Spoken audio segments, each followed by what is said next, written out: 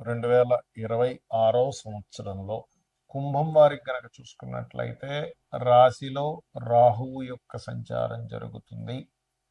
అదేవిధంగా రాహువు రాశిలో ఉంటూ సప్తమ కేతువు, ధనస్థానంలో శని, పంచమంలో గురువు. ఈ యొక్క గ్రహస్థితిని అనుసరించి మీకు ఎటువంటి ఫలితములు జరగనున్నాయి, ఈ యొక్క విషయంలో అంటే ఏ దేవత ఆరాధన, ఏ విషయాల్లో జాగ్రత్తగా ఉండాలి ఈ 2026 సంవత్సరంలో మీ కుంభం వారికి అనేటువంటి విషయాలు చెప్తుంది నేనైనప్పటికీ కూడా చెప్పిస్తుంది సాక్షాత్ లలిత అమ్మవారిగా భావిస్తూ.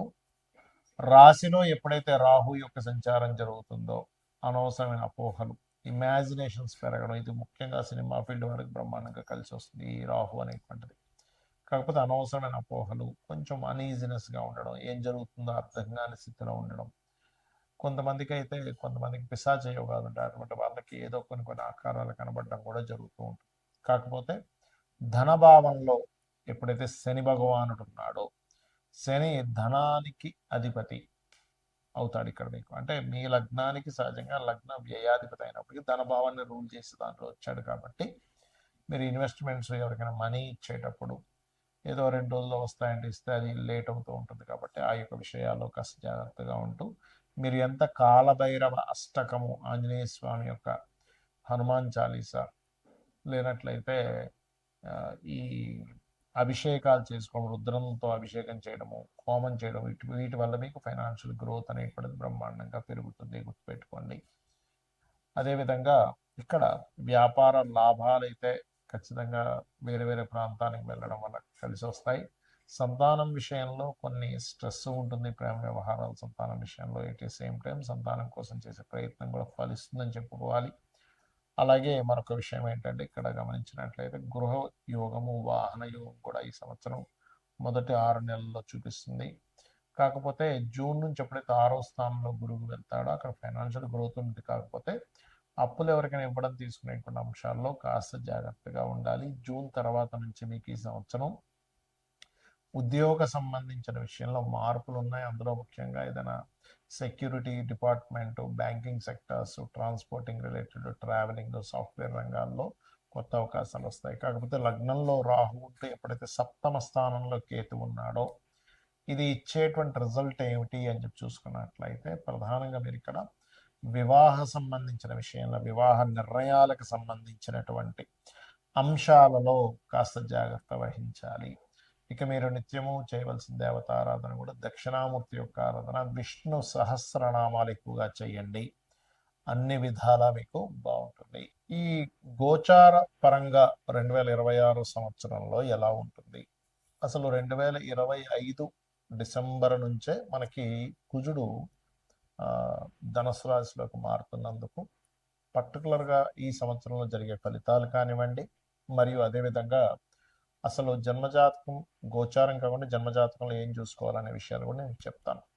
ఫస్ట్ ఆఫ్ ఆల్ ఈ శని మీనరాశిలో ఉంటూ కుజుడు కూడా ధనుసు రాశిలోకి వచ్చినందుకు 2025 డిసెంబర్ నుంచే కొంత ప్రకృతి వైపరీత్యాలు కావచ్చు, అగ్ని సంబంధించినటువంటి ప్రమాదాలు కావచ్చు, అదేవిధంగా ఇంత మనం ఆల్రెడీ 15-20 రోజుల క్రితమే చెప్పాం ఏంటంటే ఫ్లైట్ రిలేటెడ్ సంబంధించిన విషయాలు ఇబ్బంది వస్తుందని. అది యాజ్ ఇట్ ఈజ్ అలాగే జరిగింది మనం చూసుకున్నట్లయితే. అదేవిధంగా ఇక్కడ ఏంటంటే ఒకటే, కొంచెం హెచ్ఐవి లాంటివి పెరుగుతాయి. కాబట్టి యువకులు కాస్త తొందరపడి అటువంటి చేసేటప్పుడు కాస్త జాగ్రత్తగా సేఫ్టీ అది వాడాలి.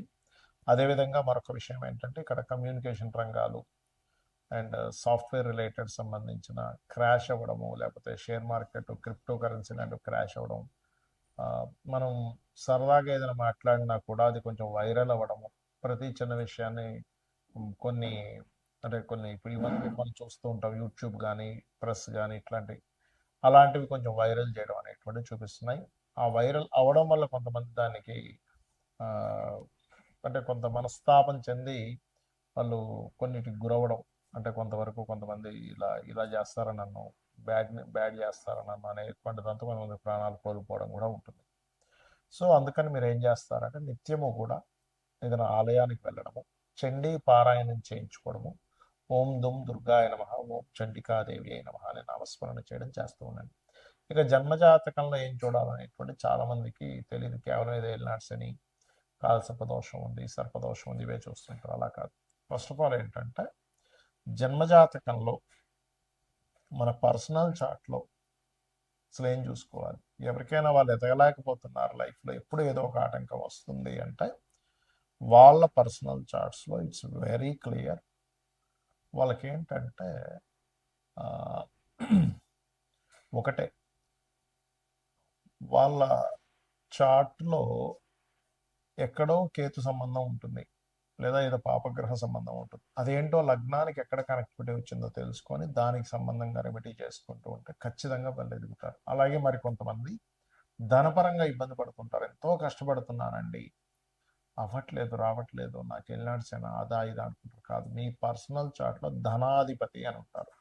ఆ ధనాధిపతి ఎలా ఉన్నాడు అనేటువంటి చూసుకోవాలి.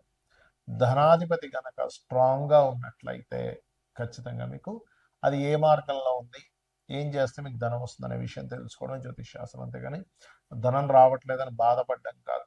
ధనం ఏ రూపంలో ఉంది, అది హోటల్స్ రూపంలో ఉందా, ఫైనాన్స్ తిప్పడం వల్ల ఉందా, లేకపోతే సాఫ్ట్వేరా, లేకపోతే ట్రైనింగా, బిజినెస్సా, విదేశాలకు వెళ్ళడం ద్వారానా, ఇది తెలుసుకోగలగాలి. ఇలా రకరకాలుగా ఉంటుంది. మీడియేటింగ్ చేయడం ద్వారానా, బ్రోకరేజ్ చేయడమా, ఆన్లైన్ మీడియానా. అలాగే కొంతమందికి అన్నదమ్ములతో గొడవలు వస్తుంటాయి. పూర్వజన్మ కర్మ అన్నదమ్ముల రూపంలోని, తల్లి రూపంలో, తండ్రి రూపంలో వస్తుంది. వాళ్ళ వల్ల మీరు ఇంకొంచెం సఫర్ అవుతూ ఉంటారు.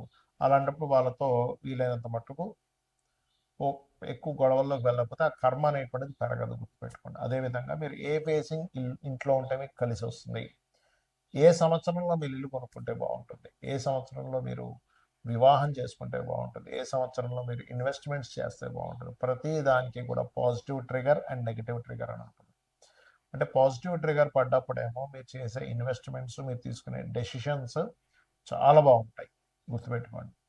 అంటే చాలా బాగా కలిసి వస్తుంది. నెగిటివ్ ట్రిగర్ అయ్యేటప్పుడు మీరు చేసే ఇన్వెస్ట్మెంట్స్ కానీ, ఆలోచన కానీ, ప్లానింగ్ కానీ అవన్నీ కూడా తిప్పి కొడతాయి. అరే వేస్ట్ అయిపోయింది అంటూ ఉంటాం, డెడ్ అయిపోయింది, డెడ్ ఇన్వెస్ట్మెంట్ అయిపోయింది, డబ్బులు కట్టే అంటూ ఉంటాం. అటువంటివి జరుగుతూ ఉంటాయి, గుర్తుపెట్టుకోండి.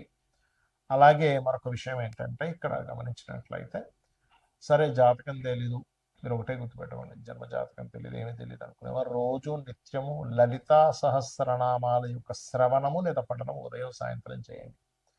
ఖచ్చితంగా మీకు బాగుంటుంది. శ్రీమాత్రే నమః.